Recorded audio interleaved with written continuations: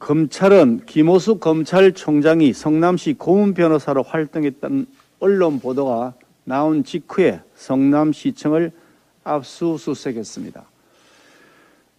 압수수색 시점이 늦어도 한참 늦은 것으로서 검찰의 수사 신용내기 수준의 면피성 압수수색이기도 했지만 그것 이외에도 이 압수수색이 검찰의 헐리우드 액션이었다는 정황이 여기저기서 계속 드러나고 있습니다. 검찰은 압수수색을 하는 양 요란법석을 떨었지만 정작 대장동 이재명 게이트의 퍼즐을 맞출 핵심 중의 핵심인 성남시장실, 성남시장 비서실에 대한 압수수색은 쏙 빼놓았습니다. 안고 없는 찐빵을 내놓고서 마치 진짜 찐빵인 것처럼 속임수를 쓰는 것과 다름없습니다.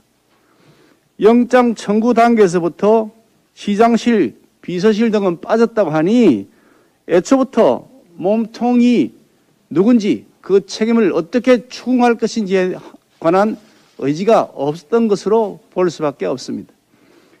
또한 대장동뿐만 아니라 백현동, 평택, 현덕지구 등 경기도 전역에서 특혜 의혹이 제기되고 있는데 그 모든 증거가 고스란히 남아있는 경기도청에 대한 압수수색도 전혀 하지 않고 있습니다.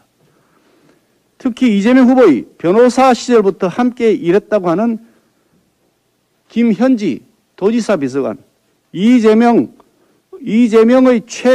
후보의 최측근이자 실세인 정진상 전 경기도 정책실장의 각 휴대폰과 사건 당시 각 사용하던 컴퓨터에 대한 압수수색도 당연히 최우선적으로 실시되어야 할 수사의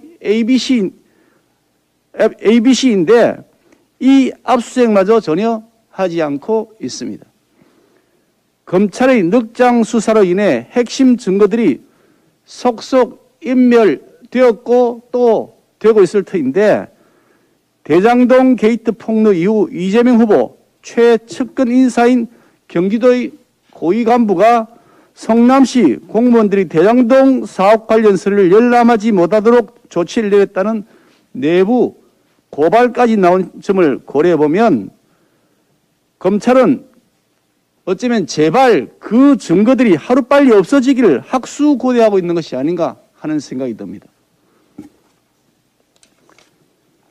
김만배 구속영장 청구 당시에 드러났듯이 검찰은 계좌 추적 등을 통한 자금 흐름 파악조차 하지 않고 있었다는 것입니다. 검찰이 수사의 ABC도 지키지 않은 채 대놓고 몸통인 그분을 비호하면서 이 비리게이트의 몸통을 수사하기는커녕 도리어 그들이 완전 범죄를 저지를 수 있도록 도와주고 있는 것으로 보지 않을 수가 없습니다. 그래서 검찰 수사가 진행되면 될수록 검찰의 속임수가 더 명확하게 드러나면서 국민들의 특검 도입 요구가 더 강해지고 있는 것입니다.